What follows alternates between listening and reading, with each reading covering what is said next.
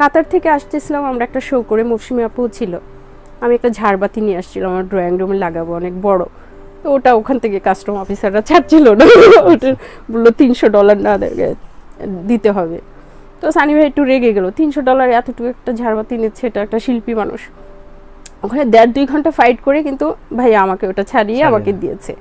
তো এই তখন কিন্তু সানি ভাই হাত ধরে যদি ওখানে কাবিলা ভাইয়ের সাথে অভিনয়টা করার সাহায্য না করতে হয়, তো ওই যে ভয় পেয়েছিলাম কাবিলা ভাইকে দেখে, আমি ওখান থেকেই ভাগতাম, এটা আমার মনে হয় কেন জানি।